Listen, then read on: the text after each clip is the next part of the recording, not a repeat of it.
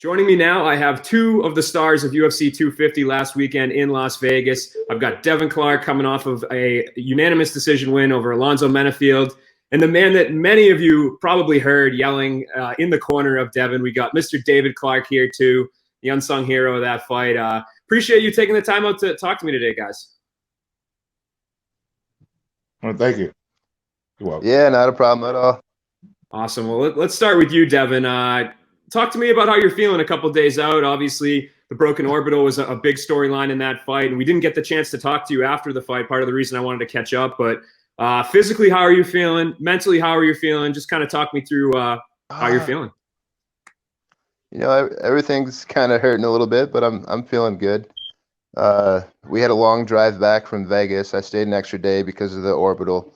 I did fracture my orbital in the first round. But yeah, so me and my dad, we actually drove back from Vegas to South Dakota, which is like 20-something hour drive. So kind of a long drive, especially on with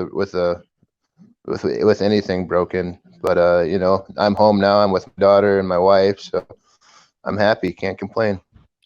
For sure. And Mr. Clark, David, you know, what are your thoughts on your son's performance? Pretend he's not on the stream with us right now. How would you assess that one?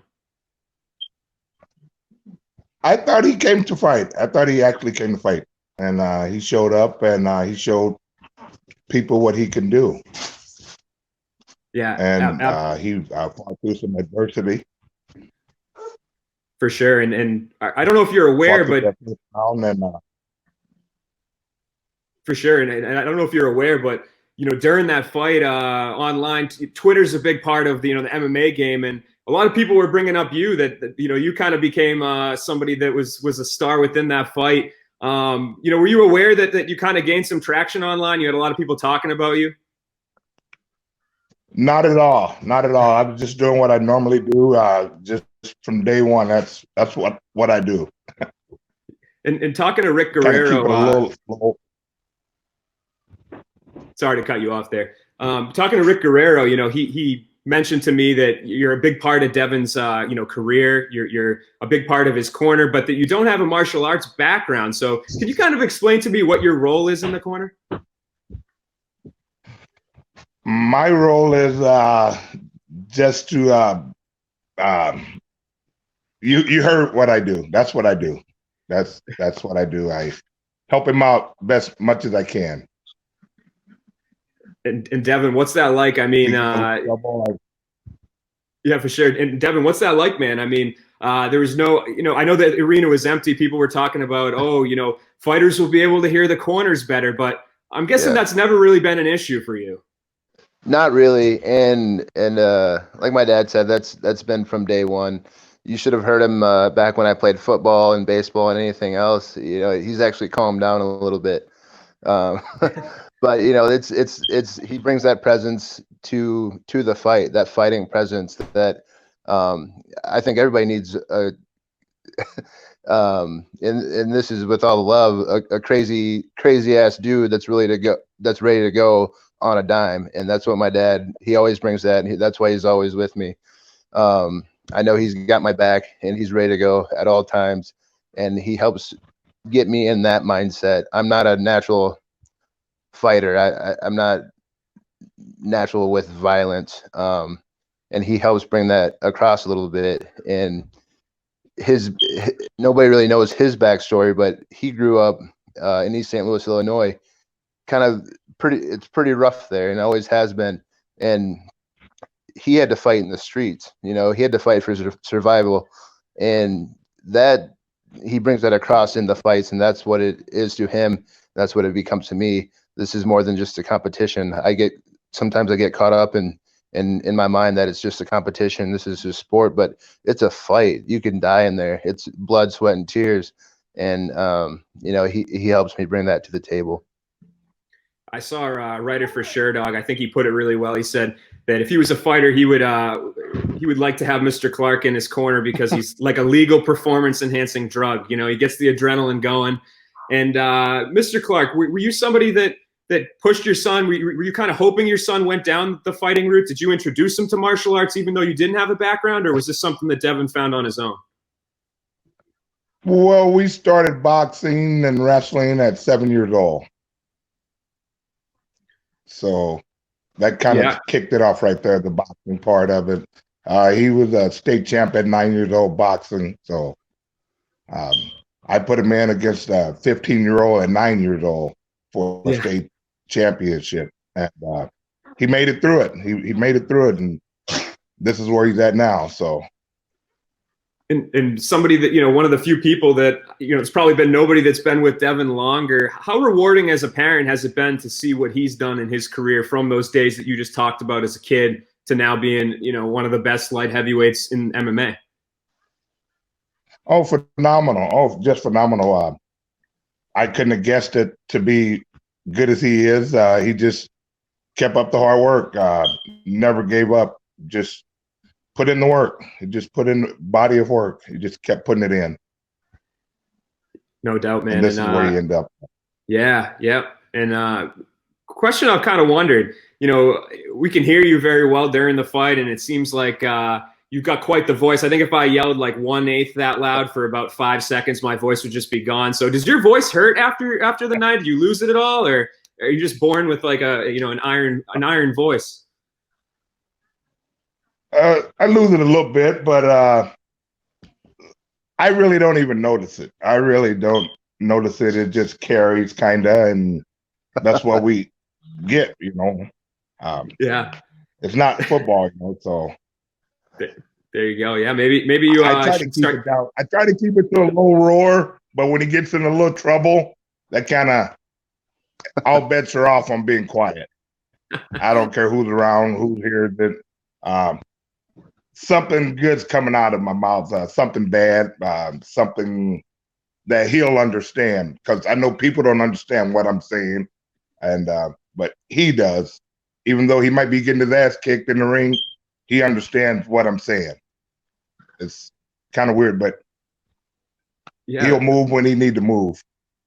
For sure. Yeah. Maybe you'll start having to source your voice out to other corners, make sure to, relay the messages in loud arenas and stuff. Cause I think you're pretty unique in this sport, for sure there, man. And, Devin, I just want to ask you too, another moment from your fight, was the introduction. You took a knee, you put your fist up, and I know that there's obviously a lot going on in society, and it's not, I think everybody's aware of exactly, the different reasons that you could have done that. But to you, what did that mean to you to do that? What was the message that you were trying to send? Just to use my platform to kind of get across what I think is right. And when I took a knee there, it was on my own introduction. It couldn't have been disrespectful to anybody. So I wanted to do it in a way that was respectful on my own terms. And for me, it's a sign of unity and sticking up for the people that don't have a voice right now, being black, white, or other. And there's so many injustices in the world right now, not just in the United States, but in the world right now. And, just a symbol for people to, so they see that they can take a stand however you can do it. Anytime you get a chance, a platform, speak your mind on how you feel about these things. And, I just want everybody to come together and show respect to one another. It's been black and white for way too long. And it simply comes down to having respect, showing respect. And usually when you show respect, you'll get respect back. So that's kind of why I did it. And all this crazy stuff going on with the George Floyd thing and all the protests and the rioting. And at the same time, I was preparing for a fight. So I needed to stay focused on my fight. I did a little bit of what I could do. I went downtown Albuquerque, New Mexico. I went down there with John Jones, and we tried to keep peace and also protest and show our stance on it. But after that, it was fight week, so I had to focus in, and this was my opportunity to kind of voice myself, even though I didn't get a interview because I had to go to the hospital right away. So I didn't get a chance to speak on it, but yeah, this is my way of letting my voice be heard. For sure, that's great. And you talked about the orbital injury and how you broke your orbital. You had to stay extra in Vegas, but In that first round, how close do you think you were to, to having lost that fight? I mean, you showed a lot of heart. You were clearly injured. I think it was kind of a shock factor too. You're bobbing and weaving. He's coming at you. So did you ever feel like that fight was close to being stopped, or was it just a matter of kind of making an adjustment on the fly? No, absolutely. When something like that happens, and I've never felt pain like that, and I went into the fight knowing I'm gonna get hit the hardest I've ever been hit. I didn't think it would come in that form of, breaking my orbital. But once it happened, it was kind of an oh shit moment, and you got two options: you quit or you keep fighting. So I took a breath, tried to analyze the situation, see how hurt I really was, kept moving, then decided to grab him and work my wrestling and get out of a sticky situation. And after that, it was just kind of adjusting to not being able to see. Once I got my eyesight right with the one eye, I was able to, like I said, readjust and finish the fight. Yeah, and how did you guys celebrate out in Vegas? Did you go wild? I took a nap. I went to the hospital, and that was the most uncomfortable I've ever been. I was all sorts of pain. My stomach wasn't feeling good. I was nauseous. I was just so uncomfortable after that fight. I knew I had been in a fight, which made it, even more worth it. Even a better feeling to know I overcame that stuff. But after that fight, it all set in, and I was in bad shape. I was pretty sick. And so I went back to the hotel, couldn't really eat or drink anything. I was throwing up, took a nap, woke up, and then I started to come around a little bit, but it wasn't until the next day where I was feeling right. Yeah, that's a tough sport, man. And what kind of recovery did they give you for this type of injury? Like, I think your medical suspension was around 6 months or so. Yeah, I think so, but you can get cleared before that. Yeah, I should be able to get cleared. It should be 6 to 8 weeks to fully recover, and then, and obviously I'll be working in the meantime as well. So, yeah, so we'll kind of play it by ear. But I have some appointments set up, and to get it reevaluated, and I don't think I'll need surgery or anything like that. It should heal on its own, but just a lot of ice. Yeah. And I'll leave off on this question. I'll ask you both. I'll start with Mr. Clark, and then we'll go to Devin. But what do you think's next for your son here? Do you think are you thinking this is just the start of a road to the championship? Kind of what do you think? What do you think's on the horizon for Devin? I think Saturday night was a start. Saturday night was a start, a road to a championship, to a title. Great. And like Devin, he'll tell anybody who's ever up next, or I know there's some up and comers still want him or whatever, like this guy wanted him, that think they could beat him. But if he have to take another one of those, we'll take another one of those. But if he want to move forward and advance, I know he have a few other guys in his sight, so he'll work on that, on the other guys. Awesome. And Devin, what do you think, man? I know you're hurt and you're healing up. You probably don't want to take a little break, away from the fight game. But what are you thinking? What do you think's next for you when you're back ready to fight? Yeah, I actually want to stay in shape and be ready to go as soon as this thing heals. But I'll fight anybody. I'd like to knock into the top 15. I think Shogun's got something lined up. I would love to fight him. We'll see where his next fight goes. But yeah, just start at the top of that list. Start with number 15. I'll work my way up. I really don't care. This was my 10th UFC fight, and I've grown a lot in the sport. I started at a pretty young age, and with only 6 pro fights, I started fighting in the UFC.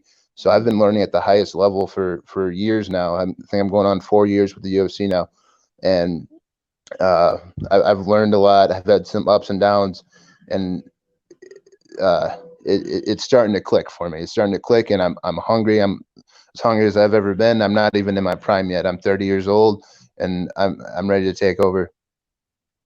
Awesome. Well, I appreciate both of your time. I'm really happy that we could get this done. Had some technical difficulties today, but I think yesterday, but this worked out great. So really appreciate the time, guys. Best of luck going forward, and I'm sure we'll be talking again. Thank you. Appreciate it. Thank you.